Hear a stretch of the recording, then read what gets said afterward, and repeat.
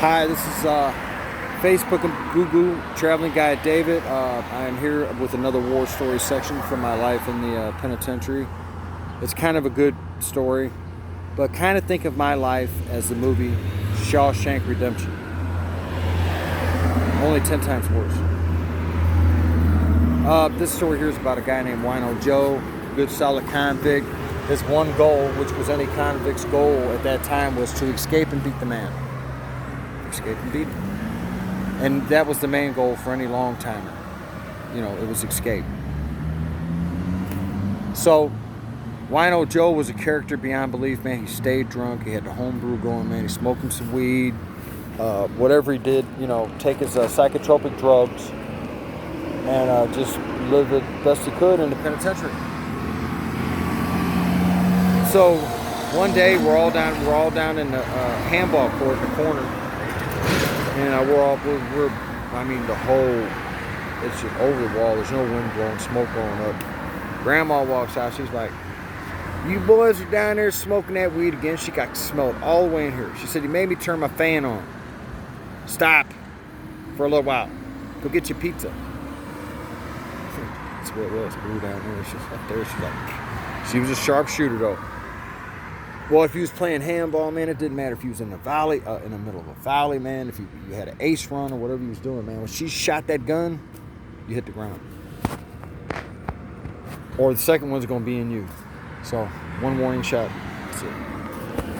So Wino Joe, man, he's loaded to the hilt, man. We're all down there playing handball. We're kicking it, you know. We got a good buzz going and everything, you know. People carving their names in the bench where they lost, you know. Hey, carve your name in the bench, baby. That's your spot. So Wino Joe comes trucking down the hill. And when I say the hill, it was the hill that led down into the pit. They had industrials, and then they had the upper yard and the housing units. So he comes trucking down the hill. We know something's fixing to go down. He don't come down, or something's fixing to happen. So he comes trucking. We had a double softball field. He comes trucking right across the middle of the softball fields. He's about 10-15 feet in back of us. We got a big fence like this, not to keep us in, to keep the ball from going. We got to chase it down. It's basically for that. He comes down. He reaches in his coat. He pulls out this long ass tied up rag that looked like he just ripped it off a dry rotted towel. He's got knots tied in it. At the end of it, he's got like this, these gutter holders. Hold the gutter in place, got the old school, got this hook in it. He's got something like that, only he's got it rigged where it's got like two on it. So he's standing about 10 feet off the wall. Grandma's right up there. She sees him, you know.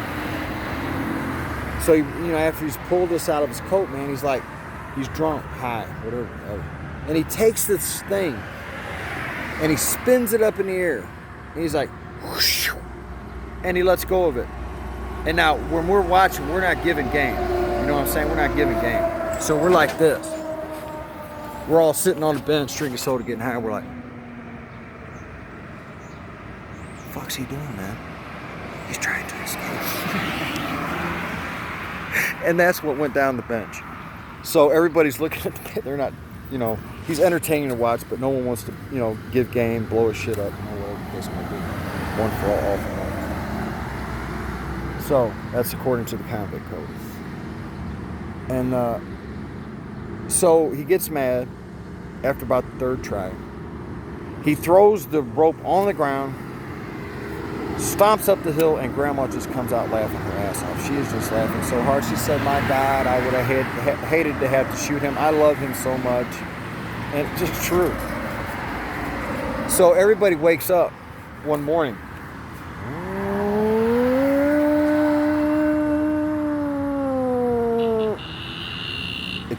Escape. Lockdown. Escape.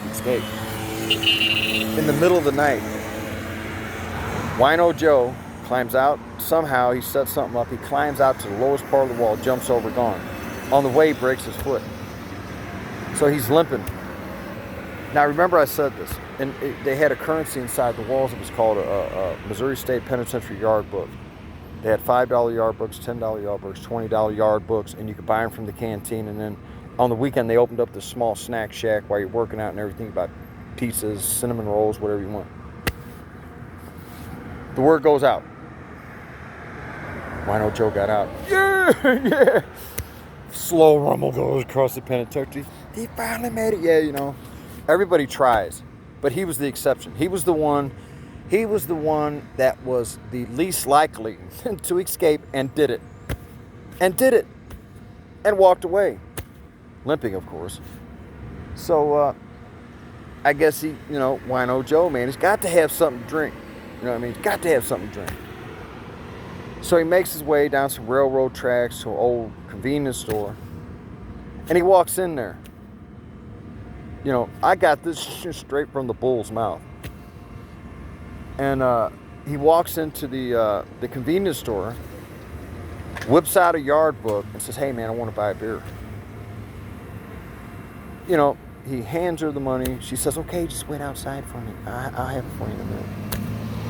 So, naturally, you know who got him. They drove up in the car, cuffed him up, brought him back, medical treatment, fixed his foot, broke his foot, hooked him up, did like 6 months in a hole, something like that, for attempted escape. Oh, for escape. Now they give you 5 years mandatory, man. You got to do your sentence and you got to do 5 if you escape. So I thought that was kind of a cool story. You know, him coming back. I mean, just being the least likely one. He did it. He did it. Everybody used to laugh at him. And then when they woke up that one morning and he was gone, it was like everybody was on awe. The chow hall was massive. You had one hall down the middle. You had white hair, black hair. That was just the way it was, man. People wanted to be with their own when they're doing time. And I said,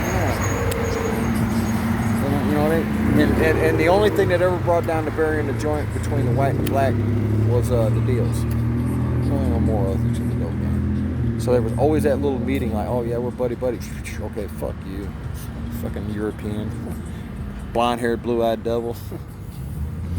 Damn Asiatics. It's like that, man. I mean, you know, it's that type of party, and it was like, it was a common thing. European, and be joking. European,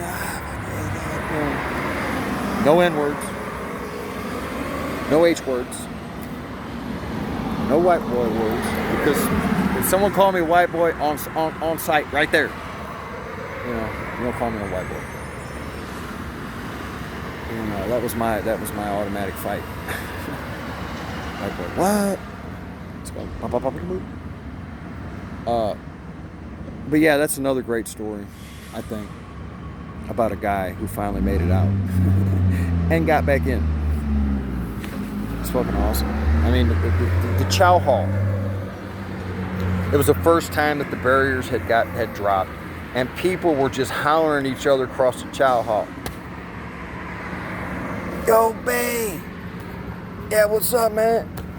Dude, I already know. Wino Joe made it." Yeah, and the whole chow hall is just rumbling. It's an absolutely wonderful experience. One of the happy moments in the joint.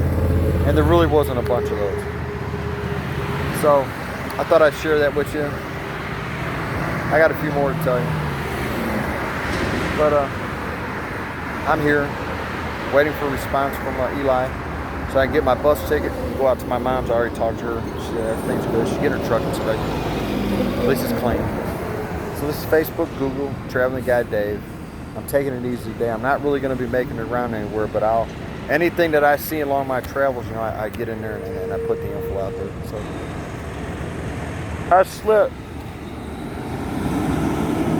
I slept in a storm, in a bi-state bus stop. Or I tried to sleep. I think I dozed off for like 5 minutes because some guy came by. He's like, "Has a bus came by yet?" And I said, "What time is it?" It's like after 5.